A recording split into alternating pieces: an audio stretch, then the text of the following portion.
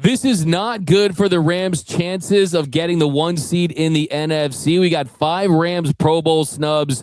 And did the Rams make a mistake by trading out of the first round and giving their pick to the Atlanta Falcons? That's coming up next on Locked On Rams.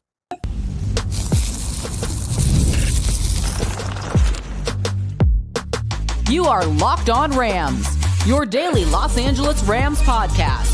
Part of the Locked On Podcast Network, your team every day. What is up, Ramily, and welcome to another episode of Locked On Rams, your daily podcast covering your Los Angeles Rams. Free and available wherever you get your podcast. Locked On Rams, part of Locked On Podcast Network, your team every day. We're also available over on YouTube, so if you haven't yet, do us a huge favor. Hit the subscribe button, hit the notification bell if you want to support every single episode. Hit the like button, drop a comment down below. Just past 21K, so thanks to the Ramily out there. We're also over on the podcast forum, too. It's where we started. So if you write us a review or read on the show, my name is Doug McCain. You can follow me on X and Instagram at DMAC_LA. I've covered LA sports for over a decade, 24/7 sports, Bleach Report, SI, Dodgers Nation. And as always, I'm joined by the Rams pre-half and post-game show host for the Rams flagship radio station, ESPN 710 LA. He's in his 11th season covering your Los Angeles Rams, the People's Champ, Mr. Travis Rogers. You can follow him on X at Travis Rogers.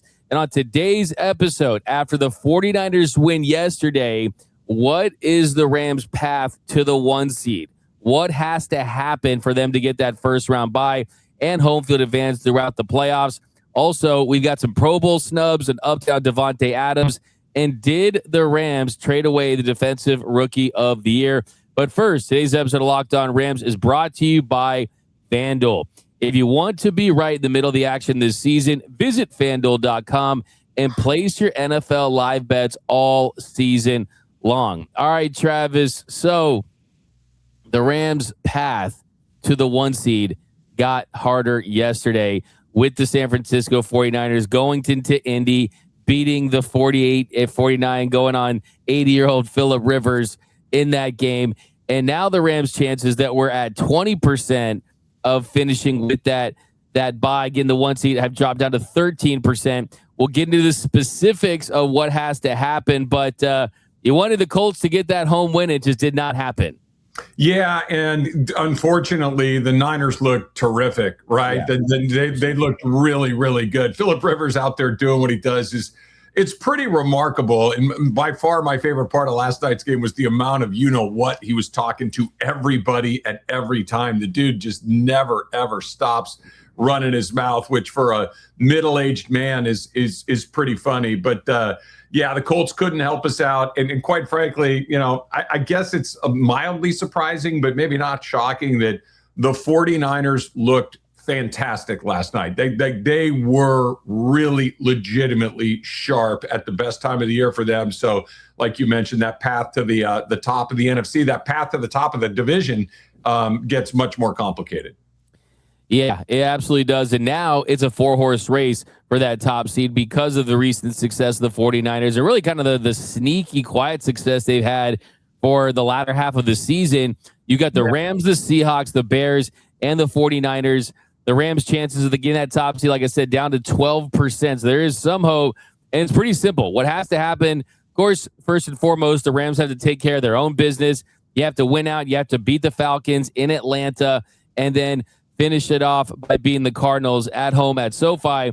The 49ers have to lose one of 2 games versus the Bears and the Seahawks, and the Seahawks have to lose one of 2 games at Carolina and at San Francisco. So it's pretty simple. If the Rams win their first 2 games against those 2 opponents, which they're going to be heavily favored in, and the Rams, of course, are going to be heavily incentivized to beat the Falcons because they have that pick. You want it to be a higher pick for the 2026 draft.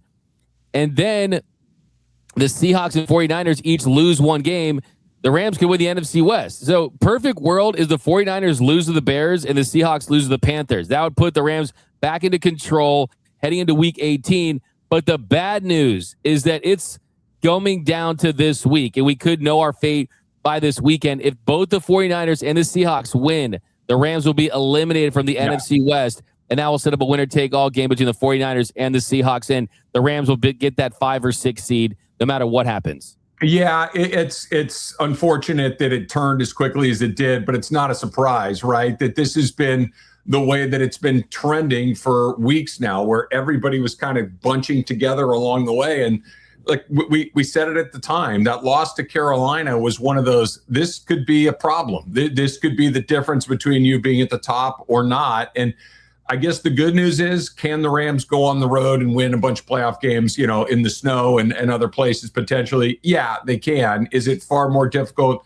Without a doubt. I guess if you're really looking down the road for a silver lining, the way that this could shake out is you do end up in third place. You do end up with that 5th or 6th seed, but you go on a run, you get to the Super Bowl, maybe you win the Super Bowl or whatever, and then next season you get a third place schedule. And I think that's a big part of why the Niners have been able to kind of backdoor this whole thing, is because they were playing a really easy schedule for the most part. Other than their division games, they've been, incredibly fortunate to go and play the teams that they've had to play. I mean, we've seen the Rams, they've had to play against Philadelphia. They've had to play against Baltimore. They've had to play against some of the better teams that we've seen around. So maybe they could take advantage of that next year, but that's next year. What's going on right now is, that Thursday night game against Seattle, D-Mac, was a catastrophe. I mean, it really was. If in fact, and who knows where you're going to end up. I'm just going to pick a team at random here. Let's say you have to go to Chicago for the opening round of the playoffs, and it's 12 degrees, and the Rams look like a California team playing in 12 degrees, and you're out like that.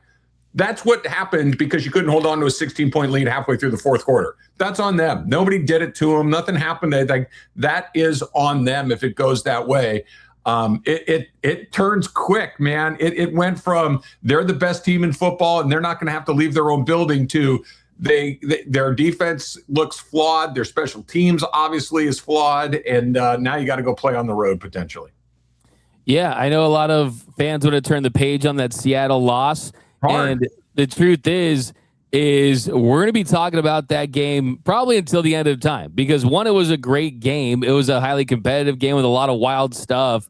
But if they end up having early exit or get bounced before the Super Bowl this year, we're going to look back and say what could have been with that game. So I'm going to try to stay positive. And I know that this is a Rams team where we can say without being sunshine pumpers that they can beat any team on any given day, home or on the road. But the truth is, I mean, you look at how much success Sean McVay and Matthew Stafford have had at SoFi Stadium. They have not lost a home playoff game with Matthew Stafford and Sean McVay at the helm. So that's why you wanted that so badly. It's like you got the 4 different difficulty levels in Madden. You've got rookie, pro, all pro, and Madden. It's like it went from pro to all Madden. And it was always going to be a tough test for any team in the NFL playoffs because you're always playing really good teams. But yeah, we'll really see what this team's made of if they can make it through a gauntlet going on the road. The other thing too about this that kind of gets interesting is I guess the one silver lining, if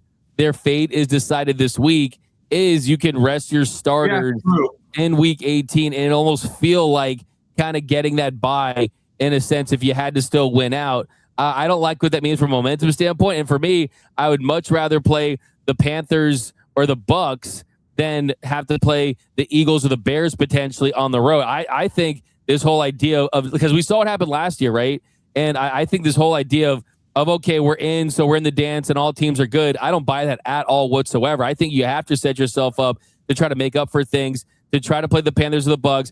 Hope you get a wild card team that upsets someone on the road. And then we kind of see what happened in 2021. You started at home, then the road, then home. And then last year you were playing the Eagles. You were going to have the Commanders at home. So things can happen where you can host another playoff game.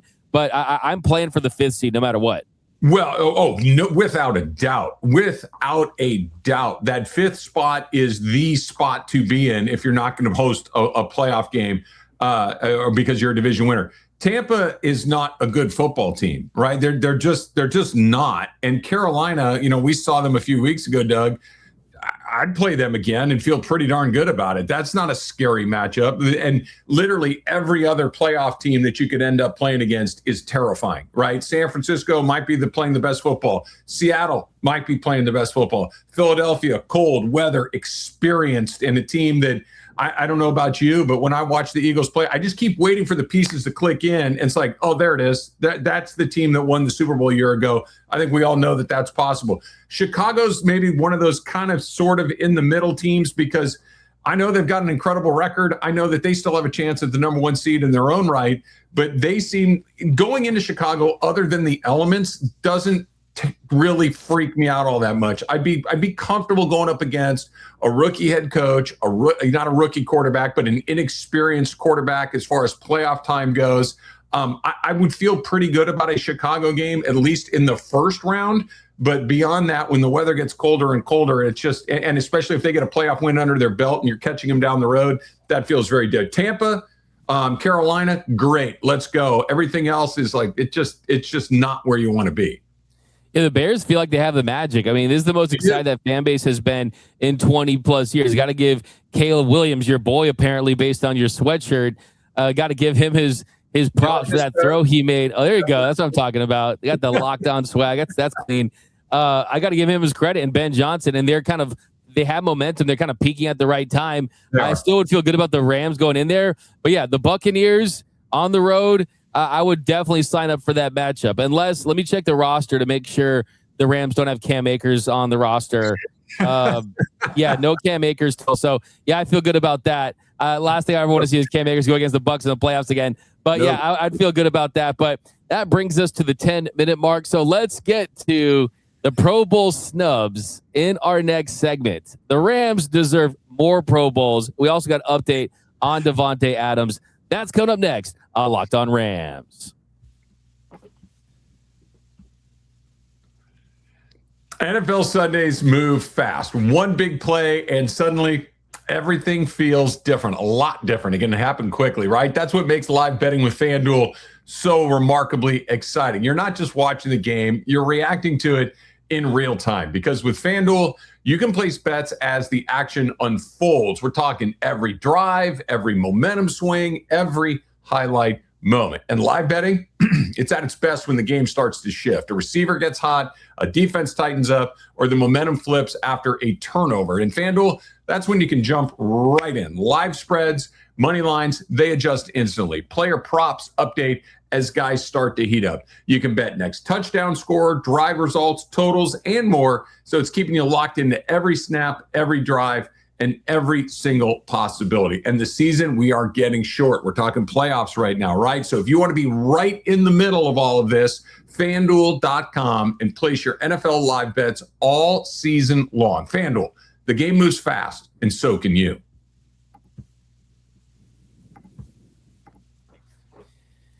And welcome back to Locked On Rams. Thank you for making Locked On Rams your first listen every single weekday. Free and available wherever your podcast. Locked On Rams, part of Locked On Podcast Network. Now the #1 sports podcast network. Your team every day. Also, big shout out to those everyday listeners out there watching and listening to every single episode of Locked On Rams, Monday through Friday, wherever your podcast, watching it over on YouTube, making this the #1 daily Rams podcast. So definitely thank you all. And if you are new to the show, definitely lock in, because you got the playoffs and lots of big stuff on the horizon. All right, Travis, here in our second segment, a quick update on Devonte Adams. A lot of talk that he, quote, most likely won't play. That's from Ian Rappaport, the insider. But Sean McVay, when he was asked about it on Monday, said, quote, we'll see what that looks like as the week progresses. We know the kind of year he's had, how important he's to this team, especially in the red zone. I feel like at this point, I don't even think he would play even if he was 80%, just because they know big picture, what's at stake, and kind of how the chips are falling right now.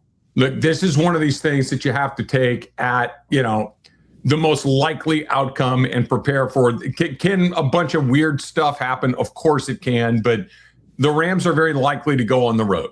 The Rams are going to need their best players to go win on the road in the postseason. Davante Adams is one of their best players. They need Davante Adams in January. They don't need him against Atlanta. If they can't beat Atlanta without Davante Adams, then what are we doing in the first place? If you can't beat Arizona without Davante Adams, when Arizona's probably been on vacation for a month already anyway, what are we talking about? Get Davante ready to play in Carolina, in Tampa, in Chicago, in San Francisco, wherever it is you may end up ultimately, and get ready to go do that, because they don't need him right now. I understand that, well, you want to make him prepare for everything. Sure. Okay, fine, whatever. That just seems silly to me, but He's not going to play. I would be stunned if he played. They don't need him to win that game. So get him as healthy as you possibly. We saw it, right? He's Davante Adams, and when he pulled up the way that he did, we know what that means. That thing's not healing in 2 weeks. That might not be healed in 2 months. I have no idea, but I'm going to give it as long as I possibly can, and I'm not going to play him until I have to have him, and they don't have to have him on Monday night. The other thing too is if you can't beat the Falcons without Devonte Adams, then you don't deserve anything that's coming towards your way anyway. And I think too, we just mentioned it, hamstring injuries, they can be tricky. They can linger. They can all of a sudden on one route with one plant, with one cut, it's all the way back. So I think it's more important now than ever to get those guys that could be potentially replacing him at some point reps and get them chemistry, whether it be Terrence Ferguson, Bumfield, whether it be Whittington, whether it be Tutu Atwell, whether it be whoever's kind of going to be in the mix. Tutu's really stepped up huge in the absence of Devon. Boy, oh boy, what an opportunity that he seized with that catch, singular. Yeah, no, hey, that was a big moment for sure. They gave him $10 million to stand there and do nothing. That was a top 200 moment of the season. First of all, I just, for the life of me, it didn't make any sense at the time. It makes less sense now. But go get him, Tutu. I wonder if his catches per million is close to like Anthony Rendon's millions per home run. It's got to be, that's cruel, man. That's just being mean. I love too fast, too furious. But let's talk about some snubs, okay? Because the Pro Bowl that was announced, and the Rams, they do get 4 guys into the Pro Bowl. You got the guys that you would guess: Matthew Stafford, Puka Nacua, and then you get Byron Young and Jared Verse. So 4 Pro Bowls right out of the gates. But I think you got as many as 5 that are snubs. And we're going to start with Devonte Adams. Might as well start with Devonte Adams. He has put together a season where, one, you're on a winning team, and then you lead the league with 14 touchdowns. I mean, that doesn't put you in the Pro Bowl. I don't know what will. I mean, sure, the yards aren't explosive, but he still in the past, in 2019, he made the Pro Bowl and had 997 yards and 5 touchdowns. So, yeah, the wide receiver position, it definitely is pretty loaded, but still, I mean, I think Devonte Adams, with that touchdown production, deserved to be in the Pro Bowl. I do too. I think he's just like you said, Doug. I think he's the victim of being the odd man out. It's just it's a number squeeze at that point that he gets caught up in, unfortunately, because he's certainly one of the best wide receivers in the NFC. Like you said, he's leading the league in touchdowns. The Rams certainly would not have the record that they have if Devonte Adams were not here. He's unlocked a part of their offense that we haven't seen unlocked really ever under Sean McVay, that super tight red zone area that he's been so good at. So, yeah, I'm with you. I think that Devonte would have been, had he been in there, I don't think anybody's going, wait, Devonte Adams is a Pro Bowler. I think he should have been in there too. I mean, he has 3 more TDs than the next closest guy, and he also has the name too. So that's definitely a head scratcher. I think he deserved to be in for sure. Kyren Williams, I think definitely deserved some strong consideration. He's having a season that I think maybe a little bit, not overshadowed, but you're probably not talking about the same because of the emergence of Blake Corum, potentially. I'm just kind of looking for reasons why. But you're talking about 1,110 yards, rushing 10 touchdowns. I mean, you're 4th in the NFC in yards. You're tied for 7th in touchdowns. And you look at kind of the advanced stuff. You got kind of the success rate is at 63.7%. Leads the league. He's averaging 4.7 yards per carry. So he's been an efficient runner. I think the issue for him is the brand name recognition of the guys in front of him, which I think should have worked in Devonte Adams' favor. But for the guys in front of him, it'd be tough to make the case that you have in front of Bijan Robinson, Christian McCaffrey, Jahmyr Gibbs. Yeah, here's why I think that Kyren Williams' career as a Ram is going to play out. And first of all, I don't buy anybody. Well, it's not. I just want team success. Of course, everybody does, right? Everybody wants the team to do well, but I don't care what line of work you're in. You want some individual accolades as well. It feels good when somebody pats you on the back and says, "Good job, we put you on the All-Star team or the Pro Bowl or All League or whatever it is." It feels good to be in those situations. I think when it's all said and done with Kyren Williams, and hopefully that's not for quite some time, it's going to be where, Kyren Williams leads the Rams in everything? like in touchdowns, in yards, in games, in all of these things, because he is such an incredibly steady performer. Just 1,000-yard season, 1,000-yard season, 1,000-yard season, 10+ touchdowns every single year. I think one of the things working against him is he doesn't have pop plays. He doesn't have things that make you go, oh, did you see SportsCenter last night? I guess I'm revealing my age a little bit with the SportsCenter part, but did you see it on your phone? Did you see that incredible Kyron Williams play? He doesn't have a bunch of those the way Jahmyr Gibbs does. He doesn't have a bunch of those plays that just make you go, you're sending it to your friends, like you got to check this out. He's just the most incredibly steady performer along the way. And lastly, I think when you think of the Rams, you think of Matthew Stafford, you think of Sean McVay, you think of Puka, you think of Davante at that point, and he's just not the first 5 or even maybe 8 or 10 people that pop into your head, and I think that works against him. Yeah, when you get the lock for the quarterback and the receiver, and you get a couple defensive players, right. I mean, the Rams better have had the 1 seed to kind of get guys locks beyond that. I see what you're saying for sure. I'm not like furious about the Kyron Williams snub. Yeah. This next one I actually am, though. Kevin Dotson. What else does the man have to do to get a Pro Bowl nod? I mean, the advanced stuff loves him. The more traditional stuff loves him. I mean, an 86.4 overall grade at his position. That's 3rd. I mean, the run blocking grade is elite as well. I mean, this is a guy that he's been one of the best guards in the league for a couple years now. He's allowed 20 total pressures and 3 sacks in pass protection. Kevin Dotson, I think of all the Pro Bowl snubs, I think that he's even more of a snub than Devonte Adams in my eyes. I don't have a lot to add to that because I think you nailed all of those points except for one very important thing. His sunglass game on the Sunday Night Football intro should have been enough to put him in over the top no matter what. Anybody that shows up with those Gucci glasses the way that he does is 1,000,000,000% a Pro Bowler. So KD got hosed a little bit. He absolutely should have been in the Pro Bowl based on what you said and his incredible sunglass game in Sunday Night Football. No, look, I feel like that's a relevant point. It's like the dude for a guard, it has like sizzle, right? Yeah. He's got the glasses. He's got the nickname K-Dot. He's got the Rams colored hair. Like there's personality to these guys. NFL, like market your guards, right? I mean, this is just like he needs to do like a media tour, like go on you know what I'm saying, like campaign a little bit, get his personality out there a little bit. Well, we did a Rams Revealed show with him before the season started. It was somewhere I don't know, maybe in late July, something like that. And I got a chance to spend a little time with him. We had him on the show for 15 minutes. So dude's got personality, like he really truly does. He is a very interesting guy, and unfortunately, offensive linemen don't really get to shine quite like that, but I'd put K-Dot in for sure. He's one of those dudes, like some of these guys, I wonder what their houses look like. Like, I want to see this dude's house looks like. You know, I bet you know what I'm saying? Like, I don't really have any guesses, but I'm pretty sure it's interesting. That's all I know. Yep. Next one, Nate Landman.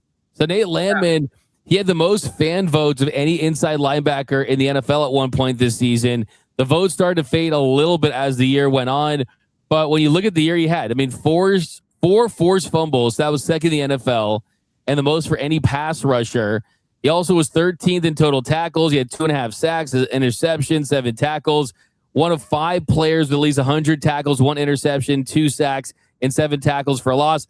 I'm not absolutely furious about this one because I think that sometimes there's the year before the year. You establish the name the first year, and the next year you repeat that level of production, maybe add a little more, be on a good team, and then you get that Pro Bowl nod. But he certainly deserved consideration, which I think is a win for him and this organization. Oh, yeah. Look, like we were talking about Kyron a minute ago, and I said that everybody likes the individual accolades, and they do, and I'm sure that Nate Landman is no different than anyone else, but he got the most important thing that anybody wants when they sign up to do this job. He got a deal. He got a contract. He got paid. So I'm sure that is the thing at the top of his 2025 accomplishment list. Hopefully you add a Super Bowl to that, a long playoff run. I think you're right. I think being in the conversation is a good win for him, and I think it sets him up for future years. And he got off to such an amazing start that I think that the fact that he's just been good as opposed to incredible through the first half of the season, oddly maybe works against him a little bit because it feels like there's been some decline, but the decline from otherworldly to very good isn't much of a decline, even though we haven't said his name as much as we were saying through the first half of the season. No doubt about it. I mean, I think that he's building, and they love him as his character builds and his reputation builds as a leader for this team. I think that's one of the big reasons why he got that extension too, got that new contract, because he kind of embodies what the Rams are about as a team. Last one, possibly one of those underrated players at his position in the league. I'm talking about safety Cameron Curl. Yeah. Cameron Curl always plays. Like, he played 99% of the snaps this year, 93% last year. He is one of just 5 players with at least 100 tackles, 2 picks, and 2 sacks. Other 4 dudes, linebackers. So he certainly had a case, and he's a guy that just doesn't really get talked about enough. He doesn't pick the ball off enough, right? Like, you get to be, you're right, Doug. Like, the amount of plays that he plays, the fact that he's as durable as he is, the fact that he contributes in so many different ways that he does. But so much of this is what shows up on TV, what shows up on your phone, those big splash plays. And there just weren't enough of those, I think, to kind of kick him into that next category up there. But he's had an amazing season. The fact that there are so many guys that we're talking about, and this is not a stretch. It's not a stretch to talk about K-Dot. It's not a stretch to talk about Kyron Williams or Nate Landman or Cam Curl or any of these guys. Like, these are legitimate candidates for these spots. And even if, they don't make it, nobody's going, what are you guys talking? Like, we're not here advocating for, Tyler Higbee. It's like, these are real candidates for these spots that have played a lot, played really well. And it's not a stretch at all. It just speaks to the depth of this team, and that there's as many guys on both sides of the ball, I think, is really exciting. And then they found that quality on the defensive side of the football without having to pay these guys, right? So I think it's another thing as well. They just gave our guy Lamb one. He definitely deserved that. But coming up next, did the Rams make a mistake by trading away their first out of the first to the Falcons for Pierce, a guy that was once seen as a bust, has really turned around? Was that a mistake by the Rams? That's coming up next on Locked On Rams. Car shopping should feel exciting, not confusing. And with Car Gurus, you get the confidence that you deserve. They cut through all the noise so you can actually see the best deals on the cars that you want. Because when it comes to a big purchase, you deserve the best deal. And Car Gurus makes that whole process simple by giving you real information, real deal ratings, and more listings than anyone else, so you can shop the way that you want. You can use Car Gurus deal ratings to compare cars quickly without having to guess whether or not the price is fair. Their price drop alerts are a lifesaver, so you're going to get notified the second a car you're watching becomes a better deal. And the in-depth vehicle reviews help you understand what ownership actually looks like, not just how the car looks online. And having verified dealerships and upfront pricing makes the whole thing feel transparent and stress-free. So Car Gurus connects you with trusted dealerships for a transparent and hassle-free buying process. And with over 4 million listings, the most of any major online automotive marketplace, you'll always find the best deal. Shop the way you want with the tools, data, and unbiased deal ratings that make it easy. Buy or sell your next car today at cargurus.com. That's CARGURUS.com. Cargurus.com. And welcome back to Locked On Rams. Thank you for making Locked On Rams your first listen every single weekday. Free and available wherever your podcast. Locked On Rams, part of Locked On Podcast Network. Your team every day. All right, Travis, here in our third segment, we're talking about James Pierce of the Falcons. Why are we talking about him? Because that is the player that the Falcons drafted when the Rams traded out of the first round and gave their pick to the Falcons, number 26th overall pick. And for the most of the season, everyone's like, oh, the Rams absolutely fleeced the Falcons. Oh, James Pierce is a bust. Oh, my goodness. What kind of move was that? Rams get a top 10 pick because of that. Well, James Pierce heading into this season, his odds of winning Defensive Rookie of the Year sat at plus 2,200. Now he has the third best odds of winning Defensive Rookie of the Year. His last 7 games, 8 sacks, 5 pass defense, and 1 forced fumble. It's really come on late. And then it kind of begs the question, 1, so the Rams have done that. And 2, would they have benefited from having James Pierce? I think the way you look at it is you only have a couple years left of these guys on their rookie deals, the Byron Youngs, the Kobe Turners, And then the way Matthew Stafford's playing, are you really even going to take a quarterback by packaging those picks together in the 2026 draft? So I think it's still, I like having the draft capital and seeing what they can do with it. And it's just one of those moves where it kind of probably worked out for both teams. Yeah, I think it did. And I think it's really hard to evaluate how this deal is going to shake out until it's done, right? We need to see where that Atlanta Falcons pick actually ends up. Right now, 1, 2, 3, 4, 5, 6, 7, 8, 9. Right now, it would be the 10th pick in the draft. So we'll see how that shakes out. To move from 26 to 10, I think is almost always a good idea. Now, could they have used a guy like him at that position? Yeah, they could have. But I think the player that they got, we've seen Terrence Ferguson look really good lately. Like, I think he's going to be a real difference maker in this team. So the player that they probably, we'll take them at their word, they say they were going to take Ferguson at that spot anyway, and that they were able to get their guy a little bit later. Okay, fine. So you got a player who's a good player. Maybe he's not going to win Rookie of the Year like Pierce might, but I think you can't really evaluate it in full until you see what the Rams pick is. Is it at 10? Is it at 7, 8, wherever it ultimately lands? I think that's the full story of that exchange, right? It's not just who did they get and you didn't get him. It's who did they get and who did you get with their pick? Because, ask any general manager, do you want to pick 10th or do you want to pick 26th? They'll all pick 10th, and the Rams are going to get a top 10 pick because of the deal that they made. Yeah, it's still TBD. But we know now, though, is that the Falcons did make a solid pick, at least right now. And I think, too, the other thing about this is the way that the Rams pass rushes look lately. It'd be kind of nice to have him on the Rams right now. I mean, you can never have enough edge rushers, pass rushers, guys like that. And kind of the big takeaway here, the biggest takeaway of all of this is Carson Schwessinger. He is the favorite at -800. The Rams could have had him start out of UCLA. That would have been the move. I'm telling you, that would have been the move. So I'm just going to say it. Yeah, I imagine that. A Bruin should have won something. That's a very, very bold prediction from Doug McCain. I'm just saying, man. Just fact. But all right, guys, that's 28-minute mark. So that's going to do it for this episode of Locked On Rams. My name is Doug McCain. You can follow me on X and Instagram at DMac_LA. And you can follow the People's Champ, Mr. Travis Rogers, at Travis Rogers. We got DeMarco and Travis this week, or? Nope. DeMarco and Travis will not be back until January 5th, but we're back on the 5th. And you got Locked On Rams and Locked On Dodgers if you'd like to do that too. Oh, there you go. Well, nice. Yeah. Nice. Clocked out, right? It's I love it. Got to re-energize for the new year, right? Indeed. But that's going to do it. Well, yeah, we got Locked On Rams all this week, and check them out, Locked On Dodgers for sure, guys. But that's going to do it. And until next time, whose house? It's Locked On Rams house.